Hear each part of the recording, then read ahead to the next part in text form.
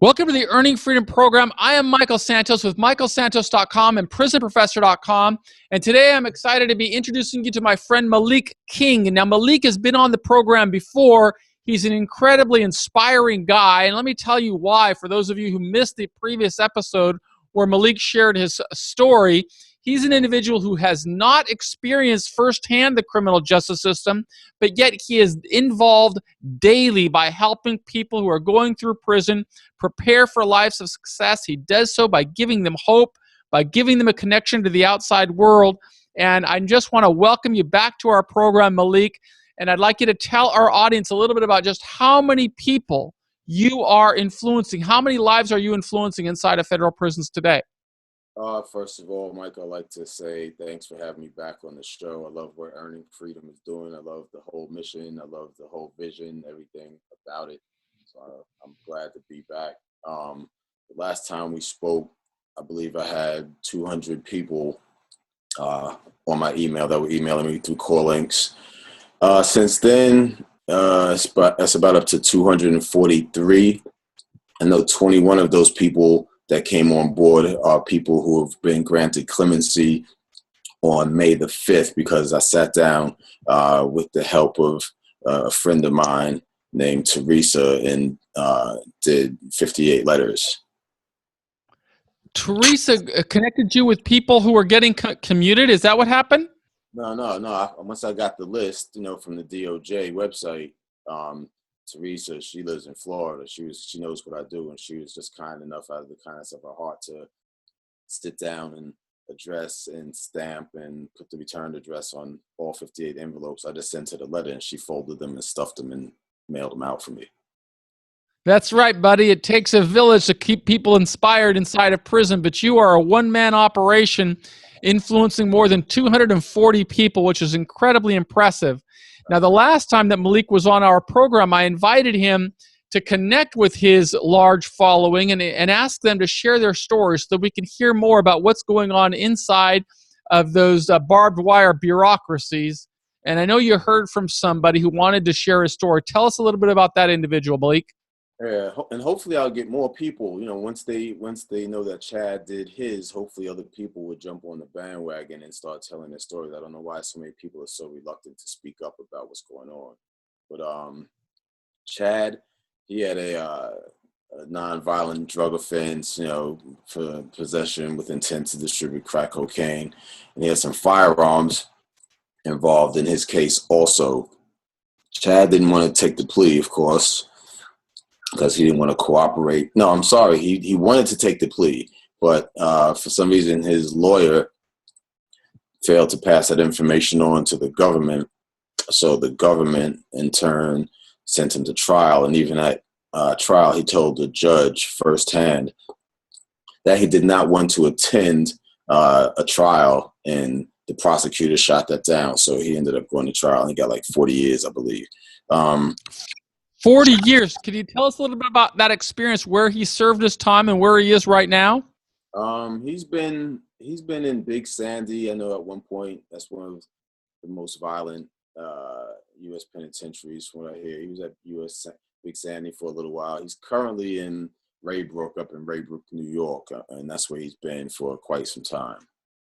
So Chad was successful. He started off, you said Big Sandy's where he started, or was it someplace else? I think he started at Big Sandy, if I remember correctly. Big Sandy, was that the only USP, or was there a second USP you mentioned? He's at FCI Raybrook right now, up in Raybrook, New York. So he went from a high security penitentiary to a medium security prison. Has he told you anything about how his behavior in prison resulted in him being transferred from a high security penitentiary to a medium security prison?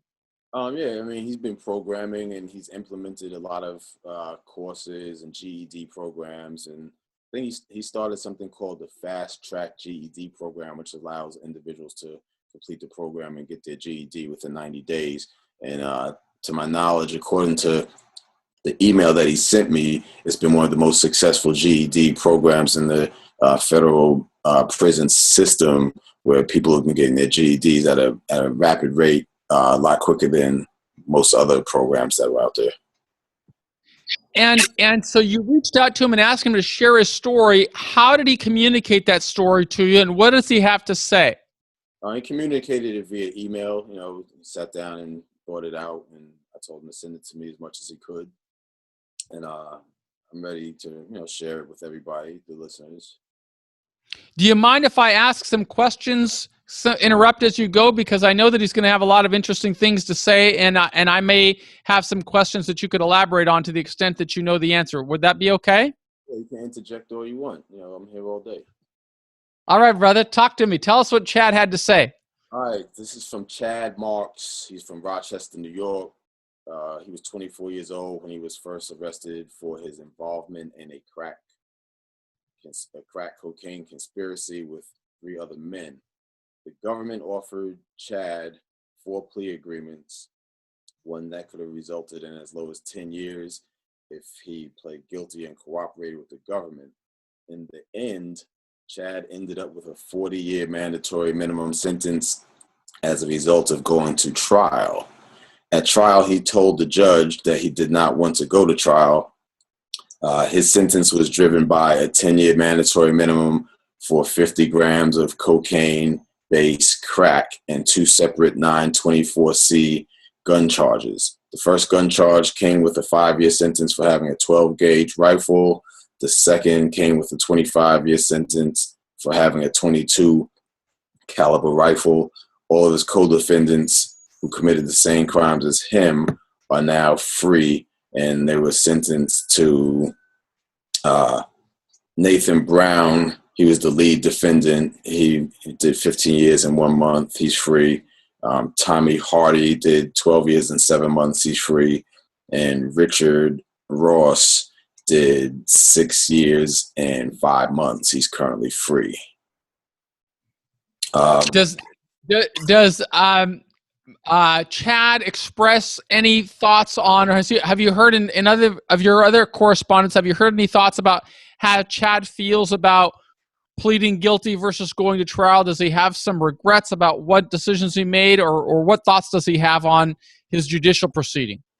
I know he was a little angered by the fact that he doesn't know why his lawyer didn't tell the judge that, he wanted to accept the plea and versus go to trial. He doesn't know why any of that happened, because he clearly wanted to take the plea like his co-defendants did. And, he's just a little upset because some of his co-defendants that were involved in the case did some things that were, very harsh. Like he said, like one of his co-defendants, I think it was the lead co-defendant, in one case he beat somebody up with a gun that owed money and set the person on fire. And Chad doesn't understand how this person is home, for beating somebody with a gun and igniting them on fire, and Chad is still there. Chad, he can't understand why he's there.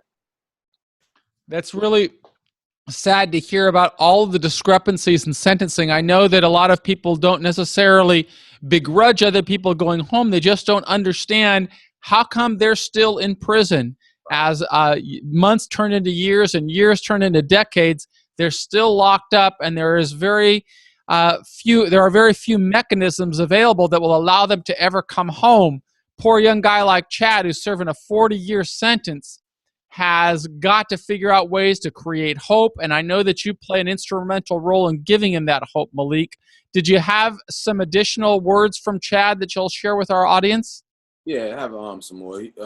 As a child, Chad grew up in the inner city of Rochester, New York. His neighborhood was nicknamed Ghost Town. The town was fitting, as it was in essence a ghost town riddled with poverty and drugs. The people who lived there lived the life of lawlessness that many have contributed to the poverty level there.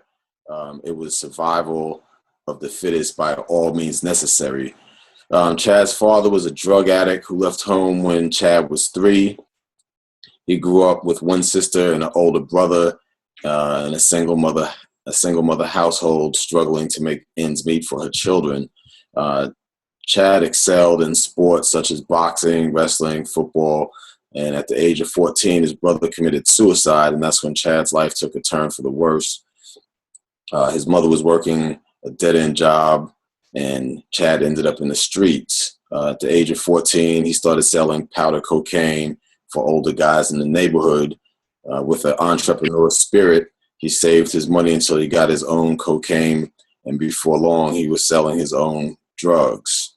As time progressed, the cocaine game turned into the crack game, and along with it came harsh mandatory minimum sentences. On February 4th, 2003, Chad's life, as he knew it, came to an end when he was arrested at gunpoint by the Rochester Police Department. At the time of his arrest, Chad owned and operated a pizza shop in the city and a construction company. He was originally charged with one charge that came with a mandatory minimum sentence of 10 years for the drugs. But as the case progressed, Chad instructed his attorney to take the plea that was offered by the government. His then attorney did not inform the government that Chad told him to accept the plea. The attorney actually admitted 6 separate times that he did not relay Chad's wishes to the government, and the government has stated that they told the attorney that if he did not accept the plea offer, they would charge him with 2 gun counts that would result in 30 more years. Based on the attorney's failures, the government charged in a new indictment the 2 gun charges that came with a 30-year mandatory minimum sentence as they promised. On the first day of trial, Chad told the judge he didn't want to go to trial, and the judge asked the government to offer something reasonable. The prosecutor rejected that recommendation from the judge, and the end result was a trial. And at the end, Chad's life was totally changed, and he had the 4-year sentence. Chad went off to prison, and the first thing he did was go to the law library and the education department. He stated that there is where he studied law and helped other inmates gain their freedom. When he finished with his legal work, he began teaching inmates math, reading, writing, and so forth in his free time. He felt that he wanted to make amends for his past sins. When he went to Raybrook Prison, he became an inmate teacher and taught classes to 13 inmates. Within 90 days, each of those inmates earned their GEDs. Chad developed what is labeled the 90-day fast-track GED classes. Many students enrolled in these classes, and as a result of their hard work, they earned their GEDs at a higher level and at a higher rate than any other prison in the federal system. Chad also began facilitating leadership classes called Leaders Breed Leaders. The program focus was to teach male population inmates to be real men, real fathers, real leaders when they walk out of the prison gates. Chad did not stop there with that experience, and the help of another inmate and 2 of them created a reentry program for inmates at Raybrook Federal Prison called RISE, R-I-S-E, which stands for Rehabilitate, Integrate, Stimulate, Educate. Chad received memorandums from staff based on the creation of this program that gave him very high praise. Knowing that he owed his debt to society after incarceration, Chad also created a program called STEM, that's S-T-E-M, for the city of Rochester. And that stands for Stimulate, Train, Educate, and Mentor. This program has incarceration programs for implementation in the city school district rather than in school suspension. The program is designed to save troubled youth at risk from the life of imprisonment and premature death in the streets of Rochester. This is a passion for Chad, as he feels that this is the truest way for him to make amends for his past sins. He knows that when he was a drug dealer, he was the wrong type of role model, and he wants to change that and give back some of what he has taken from his community. Despite his circumstances and his 40-year sentence, Chad still continues to make a way each and every day. President Obama has been granting clemency to many inmates who were sentenced to overly aggressive sentences. Chad is a man on a mission and deserves a second chance to reclaim his life. The only way that he would ever get that is through clemency. He prays for that one chance to come one day soon before President Barack Obama leaves office. And currently, Chad is still like programming heavily. He's taking like every class you can take and staying out of trouble. Now, Chad is how old now, Malik? Oh man, Chad, I believe he's. Hold on, I can tell you. Hold on one second. I'll tell you right now. Hold on. Give me 1 second, all right? Well, as you're trying to figure that out, let me just give a little commentary on what I learned from your story. All right. Is that Chad is like many people in our prison system who grew up in very difficult circumstances. He described growing up in poverty in a drug ridden neighborhood. He was influenced by a lot of people around him. Chad didn't recognize the positive role models that he could have modeled his behavior after. But like many people who end up in prison, they just follow a bad path. Right. He was dealt, as many people say, a bad hand from the time he was growing up, with his parents having substance abuse problems and him being influenced. And before you know it, he's in federal prison serving a 40-year prison sentence. But instead of allowing that 40-year prison sentence to totally derail him, it sounds as if Chad really took it upon himself to try and contribute to his community. He earned his own education, and then he worked hard to educate more people in prison. Yeah. He developed a course that allowed people to pursue a GED faster than any other prison in the nation.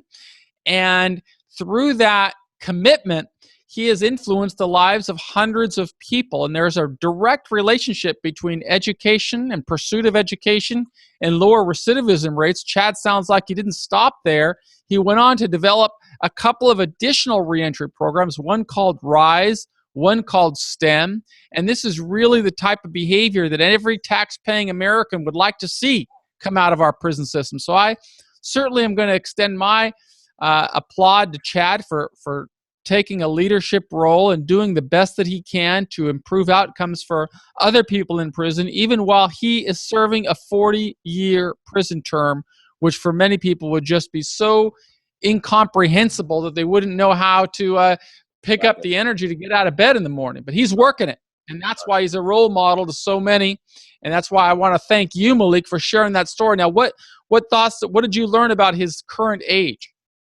He's 37 years old right now, according to the FBOP website. He's 37. So he's 37 years old. He's been in prison since he was, I think you said 23 or 24 years old. Is that right?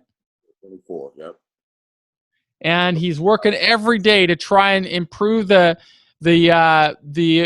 lives for people around him, while simultaneously trying to add value to society by lowering recidivism rates. And that's just really a good thing. It's just a tragedy. Another indication that we're talking about the greatest social injustice of our time, that there is no mechanism other than a presidential grant of commutation that can result in Chad coming home any sooner than that 40-year sentence. It's one of the reasons I think we all got to work towards reform. Malik, you were going to say something before I interrupted you. Yeah, he has a positive attitude. Like he thinks that before Obama's term is over, that he'll get out. You know, he's positive because he's doing so many good things, like with time and helping so many people, and he's helping other people with their legal work and filing motions for people all the time because he's very knowledgeable of the law, and he's helped a lot of people. I think he'll get out. Yeah, well, I certainly hope that he gets out. Unfortunately, the reality is that the president of the United States has a lot on his plate, and I really think that we need to have the types of reforms so it's not only at the presidential level that somebody can get out of prison, but rather through some type of an administrative rule that would allow the system to reevaluate and reassess people like Chad and tens of thousands of other people who are in federal prison that really should have a mechanism to work toward earning their freedom, work toward earning their way out. And that's really what Earning Freedom program is about showing what we can do better to improve outcomes of our prison system. We do a great injustice by keeping people like Chad locked up instead of just letting him know there's no other way other than a presidential commutation. We ought to have a system that encourages him and all of the people around him to work toward earning freedom. At least that's my position. I know that you probably have some other things to share, Malik, and we'd love to listen. Tell us a little bit more. No, I agree with you 100%. And like that whole 924C thing, that needs to go away, man. That 924C is just crazy. That's stacking and giving people, 25 years on top of 25 years on top of 25 years for like something that occurred all within the same indictment. It doesn't make sense.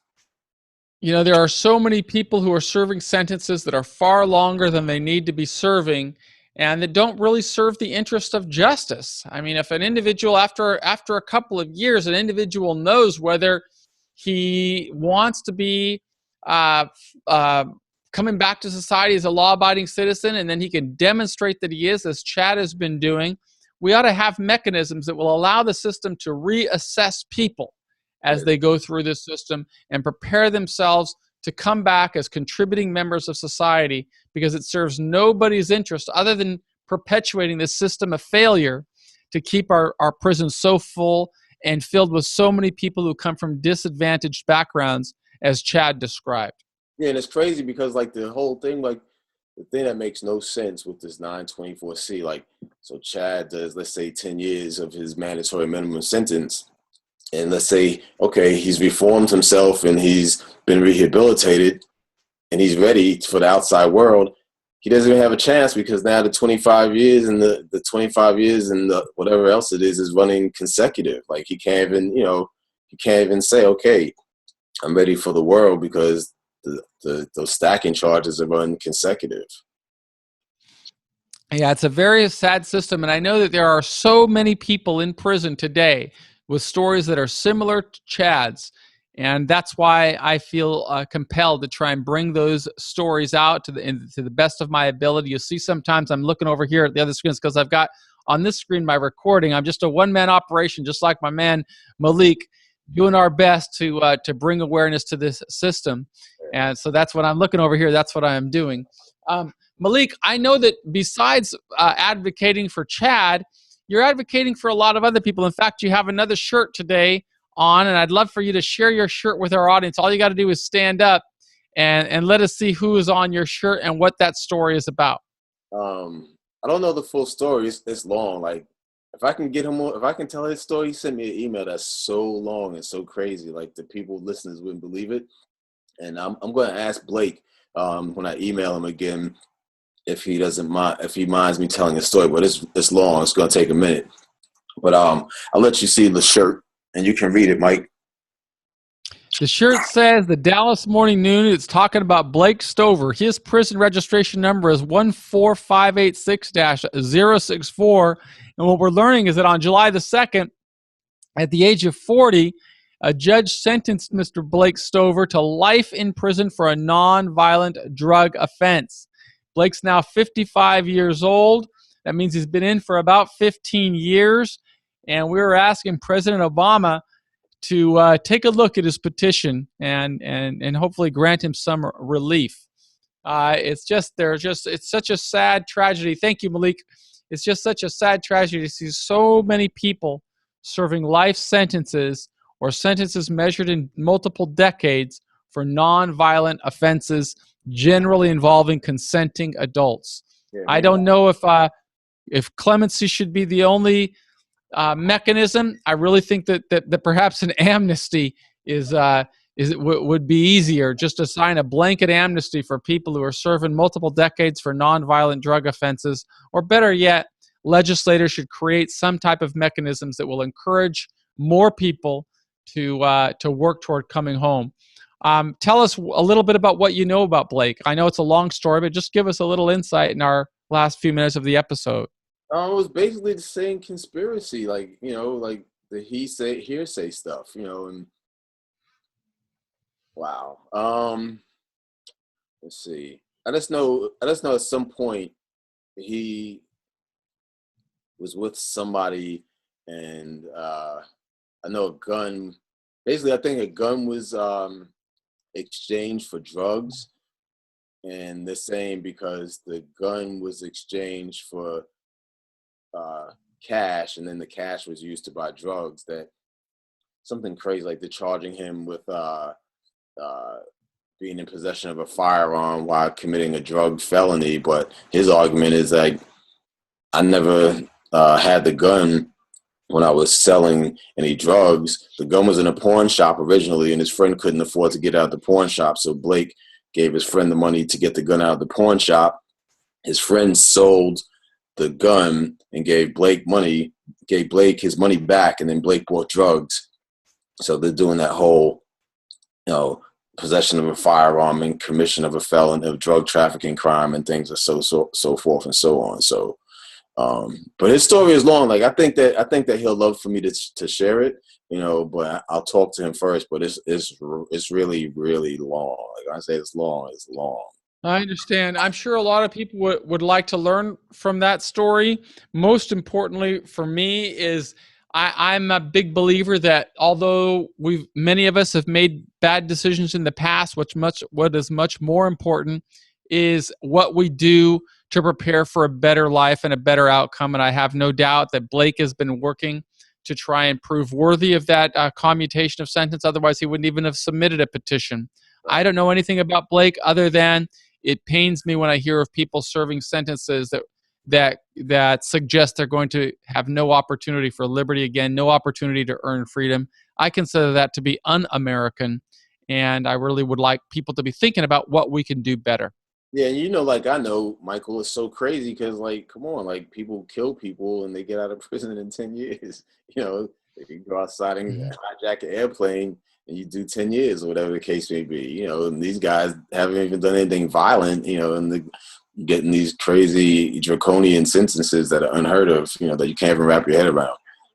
Well, it's people like you that get involved and take an activist attitude, Malik, that really have an influence on bringing change. I'm going to continue doing what I do to the best of my ability. Both of us have full-time jobs. We don't have any outside resources, but we are committed to the cause. And you can count on both of us to continue investing our time to try and bring change to one of the greatest social injustices of our time. Yeah, I'm not going. We're coming to the end of this 30-minute episode. Malik, are there any final words that you'd like to share with our audience? The audience listening, if you know people that are in federal prison and they have stories to tell, definitely have them go to michaelsantos.com. Michael is doing good work, without a doubt. And I'm gonna try to bring more stories to the table for you too, brother. Awesome. I'd really like you to use your incredible reach and influence, Malik, to get us into contact with some of the individuals who had their sentences commuted by the president, because I'd like to tell those stories and bring them inside of penitentiaries and FCIs so that people in prison can recognize the relationship between their behavior inside and their prospects for a better outcome. Yeah, definitely. I'm gonna work. There's a woman. She's up by Syracuse, New York, right now. I think her sentence was commuted on March the 30th. Named Sandra Avery, and she said that she's interested in telling her story. And what happened to Norman Brown? What happened with him? I didn't connect with Norman Brown yet. I've got a call that I'm waiting for Marcus, another one of the people that you connected me to. Yeah. He asked me. He said why do you have to have a computer? I think a lot of people they don't understand why you have to have a computer to do it. They're like, yeah, that's a bit of a challenge. I can do it on an iPhone also if they download the app. But with the iPhone, I'm not going to be able to get the video. I like to get the video and the audio, but if I can only get the audio, I will take it because I'm determined to get these stories into people in prison so that they understand why it's so important to build a record that positions them for the best possible outcome. And tell me what happened to Norman Brown? I never heard back from Mr. Brown, but I'm still waiting. You called him, or what happened? Yeah, I think you sent me his email, and I sent him an email and a text, but I don't think we ever connected. All right, I'll give you his number. You can just call him. Text it to me, and I will do that today. All right, I'll do that as soon as we hang up. I got you.